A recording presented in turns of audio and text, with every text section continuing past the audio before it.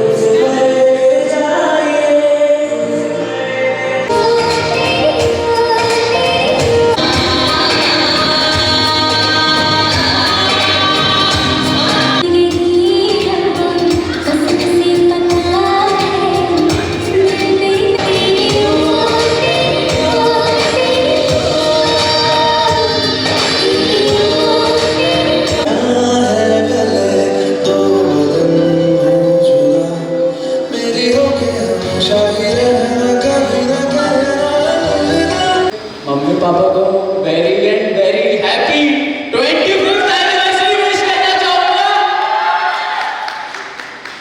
बहुत लोग लेट हो गए तो कोई बात नहीं, बट मेरे से एक्साइटमेंट कंट्रोल नहीं हो रहा है। फर्स्ट ऑफ ऑल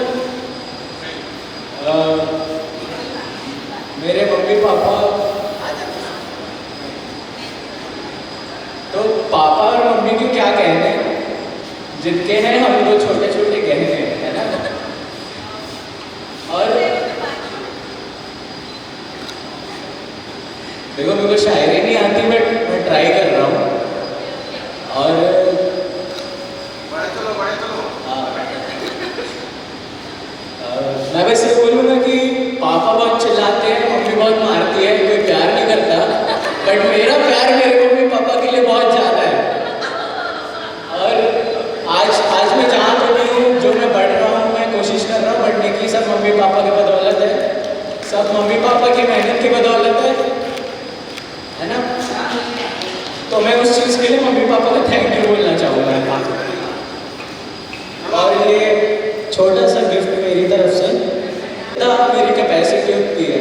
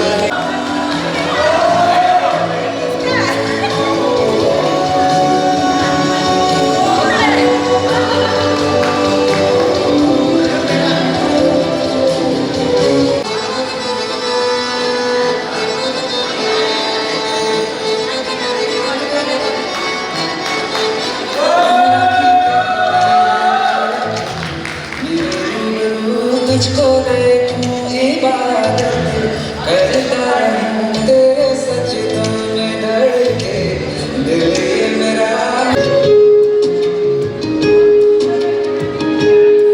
ओ करम तुझ पे मर के ही तो मुझे जीना आया है। ओ तेरे संग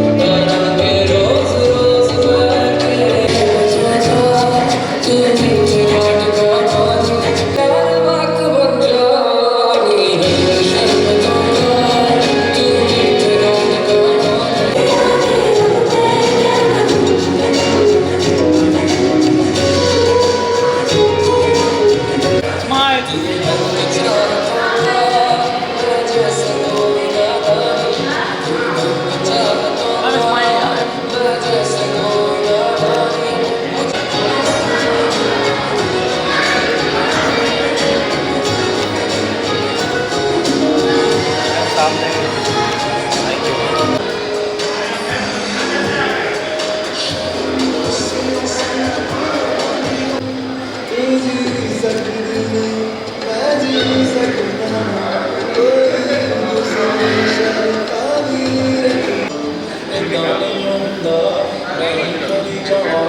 कि तू मेरा करे ना करदा बस करदा तू मैनू मैं ही करदी गल्लां क्यों सी करदा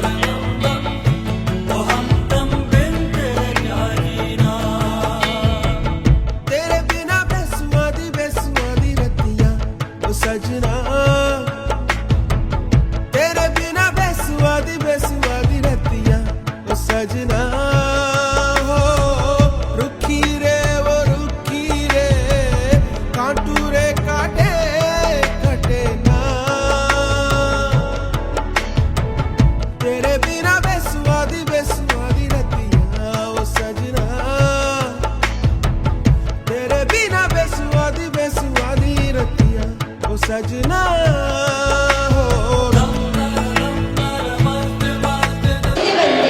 कुछ वक्त के साथ बदल जाते हैं पर कुछ रिश्ते वक्त को भी बदल देते हैं।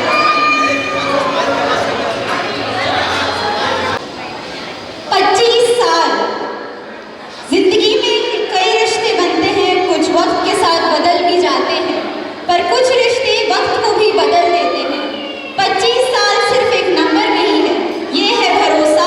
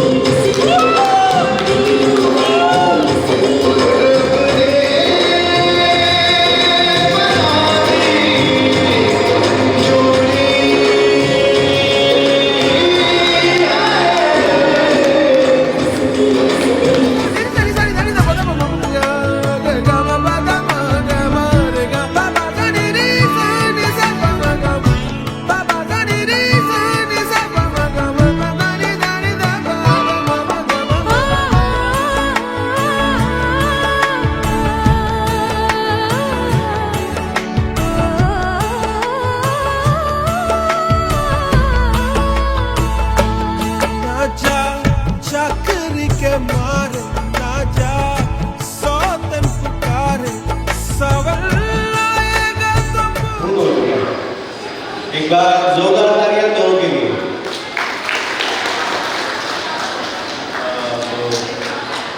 मैं माहौल को देखते हुए एक किशोर दा का एक गाना है,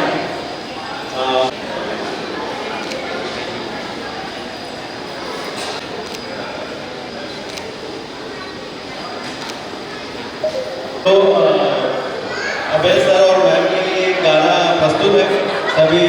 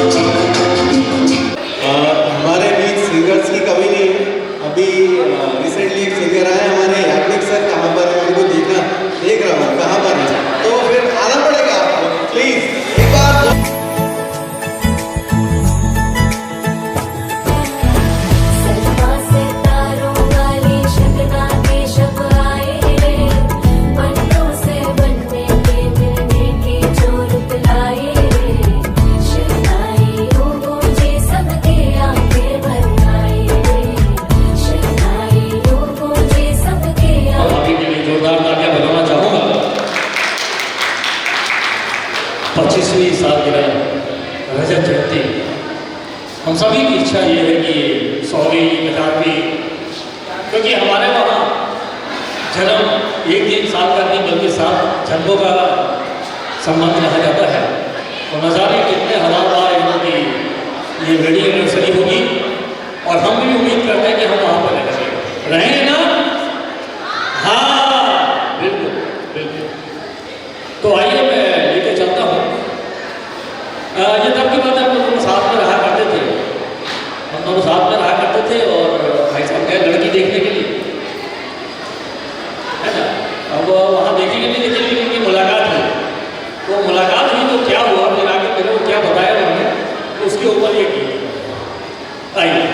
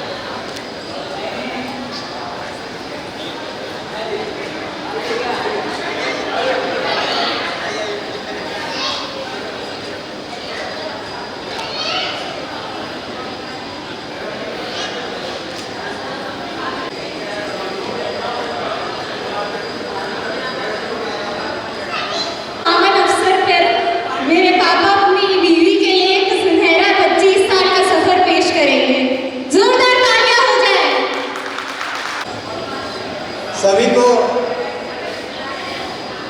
बहुत बहुत धन्यवाद कि हमारे आज सुखद कहूँ या दुखद दिनों में आप लोग उपस्थित हुए हैं।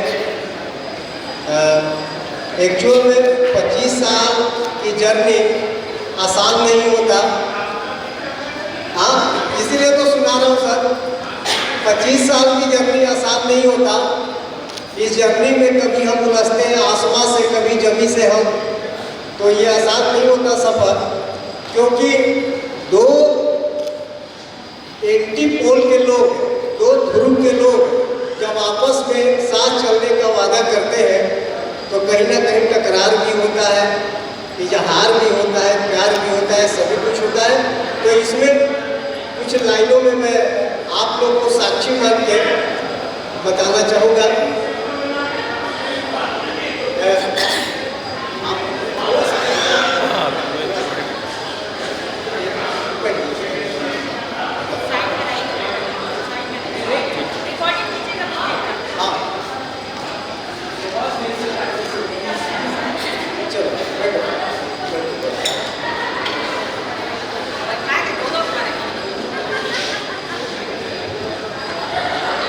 क्या है कि हमारे शादी का सफ़र थोड़ा अजीब सी शुरुआत के साथ हुई थी। ना करते करते प्यार हो गया था, अरेंज मैरिज थी। तो उसी पे कुछ लाइन कि इन्होंने क्या किया था, जनरली लड़कियां क्या करती हैं कि लड़के को इम्प्रेस करती है, इन्होंने मेरे पापा को इम्प्रेस कर दिया था। तो ये पापा को इम्प्रेस किया तो पापा इतने इम्प्रेस हो गए थे कि वे बोले कि अगर इस लड़की से शादी नहीं होगी तो मैं खाना त्याग दूंगा। तो मैं थोड़ा सा अपने पापा से बहुत प्यार करता था और उनके जिद के कारण मेरे को झुकना पड़ा था। तो उसी को जर्नी को मैंने कलमबंद किया है, आप लोग को सुनाऊंगा। तेरी आंखों से, तेरी आंखों से तुम्हारी सुरीली आवाज तक का सफर बहुत सुहाना था। तेरी आंखों से तुम्हारी सुरीली आवाज तक का सफर बहुत सुहाना रहा। तुमसे पहले मेरी जिंदगी कितनी बेचैन, कितना बेगाना था। वो दिन हम भूले नहीं जब तुम अपने साथी अदाओं से, वो दिन हम भूले नहीं जब तुमने अपने साथी अदाओं से मेरे पापा को इम्प्रेस किया था। अपनी सुरीली आवाज में ससुर पिता है, एक गाना था उस समय बजता था, माइन में माइन तेरी दुलारी हो गई जोगन मत जोगी। उसी लाइन को कोट करके इन्होंने मेरे पापा को इम्प्रेस किया था कि वो दिन हम भूले नहीं जब तुमने अपने साथी अदाओं से मेरे पापा को इम्प्रेस किया था। अपनी सुरीली आवाज में ससुर पिता और पति देवता है, बोलने का तुम्हारा वो अंदाज कितना कातिलाना था। तुम्हारी इसी अदा पर उस समय 2001-2 में मोबाइल नहीं हुआ करता था, तो हम लोग लैंडलाइन पे जाके पीसीओ में फ़ोन करते थे। तो एक महीना क्या हुआ कि तनख्वाह से ज़्यादा मैंने BSNL का बिल लेकर आया था। तो उसमें उसी पे लाइन है कि तुम्हारी इसी अदा पे तनख्वाह से ज़्यादा फोन बिल पे करना, मुस्कुराते हुए दूध रोटी खाकर कई दिन गुजार देना, तुम्हारे आने के इंतजार में छोटे से आंगन में गुलाब खिला देना, वो मौसम भी कितना सुहाना था। मेरे बेरंग जिंदगी में सूर्य के समान तेज, मेरे बेरंग जिंदगी में सूर्य के समान तेज, दीप के अंश दीपांशु और घर को महकाने के लिए हमारे प्रेम का प्रतीक अनुष्का का आना किसी अनमोल तोहफा से कम नहीं था। अभाव तो थी जिंदगी में बहुत, उस अभाव के दिनों में भी तुम्हारे चेहरे पे कभी कभी शिकायत का न होना, मेरे जगने के पहले घर में माता की आरती का घंटी बजना, तुम्हारे मेरे बिना कभी मायके न जाना। 25 सालों में एक बार ये मायके मेरे बिना नहीं गए। मेरी बहुत एक तमन्ना रह गई कि 1 महीना जाकर मायके रह के आ जाए, लेकिन कभी ये गई नहीं मायके। बहुत कोशिश किया मैं कि चली जाओ, लेकिन नहीं गई।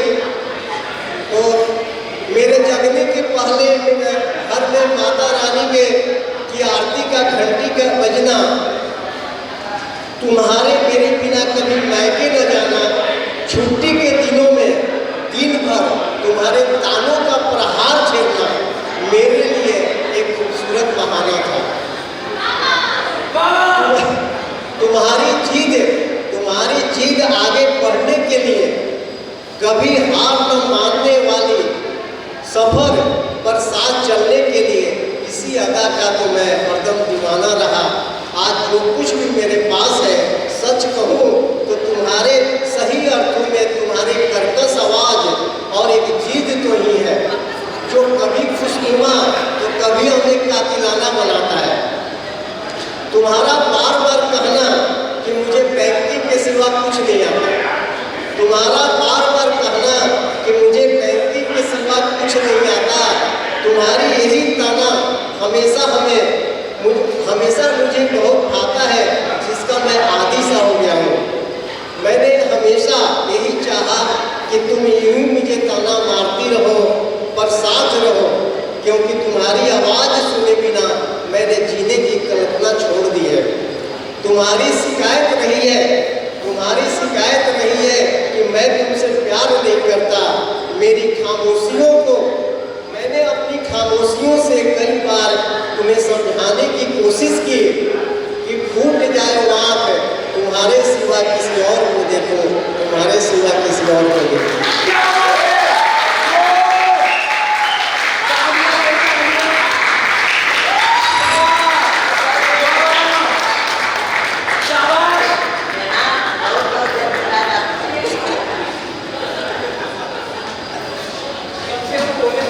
हेलो एवरीवन, आप सभी को बहुत बहुत दिल की गहराइयों से यहाँ पे आने के लिए स्वागत, अभिनंदन।